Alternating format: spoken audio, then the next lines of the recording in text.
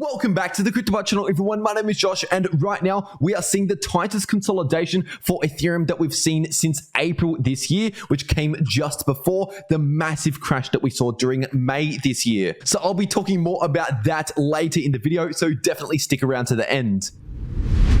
First of all, just giving you a quick update on the daily Bitcoin chart, and over the last 1 to 2 days, obviously not much has happened in the price of Bitcoin. So I'll keep this really quick. Obviously, we still have this bullish divergence playing out, which technically means we're due to see reduced bearish momentum in the somewhat shorter term relative to the daily time frame. So that usually means around 1 to 2 weeks on average. And on top of this bullish divergence, we're still finding a lot of support along this range of support coming into play in between around 18,500 and 19,000, because in that price range right there, as we can see time and time again, there's obviously a lot of buyers waiting to buy Bitcoin in that price range. But the more times that the price of Bitcoin retests this same level of support over and over again, the weaker this range of support gets, because with every test into this range of support, which you can think of as a pool of buyers waiting to buy Bitcoin in this price range, which is literally what is supporting the Bitcoin price from this price range, with every retest into that pool of buyers, the market is essentially removing some buyers out of the market.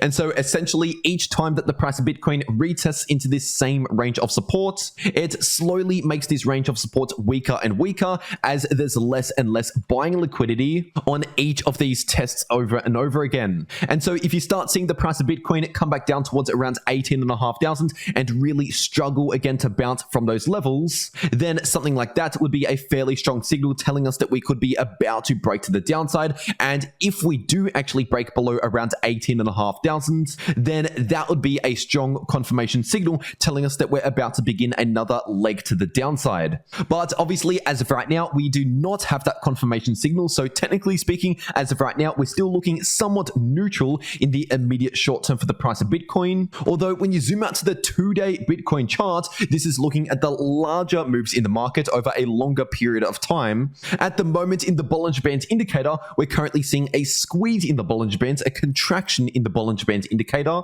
And if you're looking at this indicator at the bottom of the screen, this basically shows the width of the Bollinger Band indicator. And so if this bottom line, the Bollinger Band width, is down low, then that obviously means we're in a tight squeeze formation. Compared to if the Bollinger Band width is up high, that obviously means we're in an expansion formation, which usually happens as a volatile move or just after a volatile move plays out.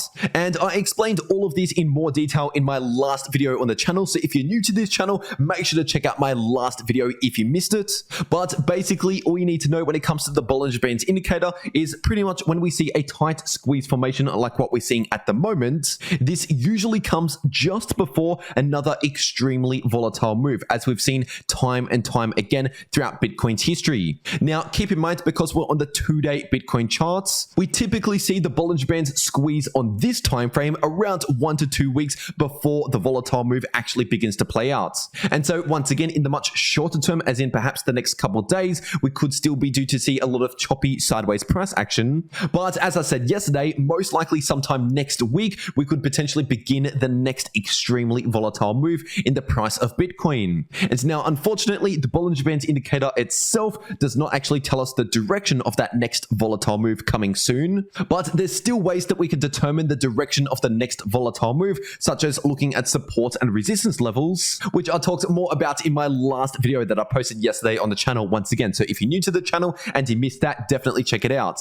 But anyway, zooming into the shorter term, taking a look at the 4-hour Bitcoin chart, right now the price of Bitcoin is still chopping around sideways within this sideways price range in between support and resistance. And first of all, the immediate support that we need to watch out for is sitting at around 19.1k. And now anything below that, if the price of Bitcoin breaks below 19.1k, then I'll be looking towards around 18.7k. Anything below that, then I'll be looking towards the local low, which is sitting closer towards 18.1k. And as for resistance in the short term, we do have some short-term resistance right here at around 19.7 to 19.8k. And now anything above that level, then I'll be looking towards around 20.3k. And anything above that level, then I'll be looking towards the gold golden pocket level of resistance, which is sitting at around 21,000 approximately. And so far, over the last 1 week, this has been an extremely profitable price range when looking at these resistance and support levels, because all you really need to do to make a lot of profit in this price range so far is simply set up a grid bot and then plug in these support and resistance levels in the grid trading bot, and then it basically just trades this sideways price range with buy orders to the downside and sell orders to the upside. And if you want to know more about that and how you can profit big from a sideways price range like this, then wait to the end of this video. But anyway, while we're still on the 4-hour Bitcoin chart, giving you a really quick update on the price oscillators, because right now they're still looking extremely neutral. They're almost showing no momentum to either direction. And so at the moment, this is still pointing towards more choppy sideways price action in the immediate short term for the price of Bitcoin. But anyway, getting into the Ethereum part of this video, this right here is the daily Ethereum to US dollar chart. And right now, we've technically confirmed that bullish cross in the daily Ethereum MACD. But with that being said, like I explained in my last video, this doesn't mean that we're due to see a bullish reversal or anything like that.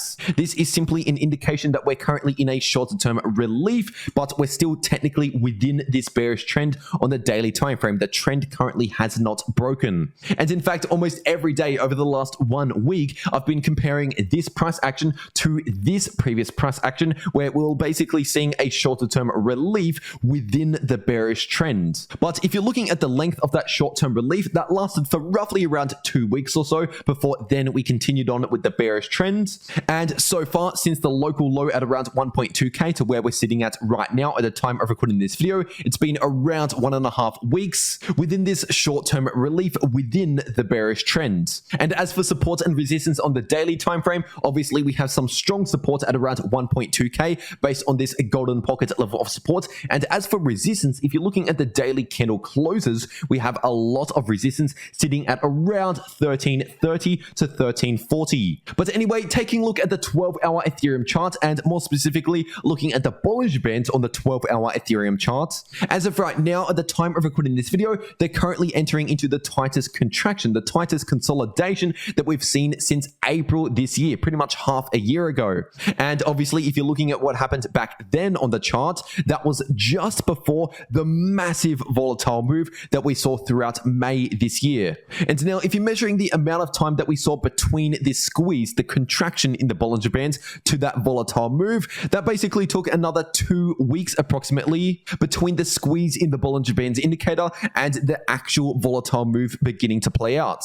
And so once again, this is not an immediate short-term signal telling us that we're going to see a massive move tomorrow or anything like that. And instead, it is preparing us for a huge move coming potentially in around a week to 2 weeks from now. And as we edge closer towards that extremely volatile move coming sometime soon, obviously I'll keep you updated every day on this channel and also in real time on my Twitter. So if you haven't followed me on Twitter, make sure you're doing that. The link is down below in the description and in the pinned comment. But anyway, zooming into the shorter term, taking a look at the 4-hour Ethereum chart, at the moment, we're still seeing a lot of choppy sideways price action, as we can also see in the price oscillators. At the moment, they're showing almost no momentum to either direction. And so once again, this is still pointing towards more choppy sideways price action in the immediate short term, as in perhaps for this weekend. And then, like I said earlier in the video, potentially sometime next week, we could begin to see that next extremely volatile move after all of this choppy sideways price action in the short term.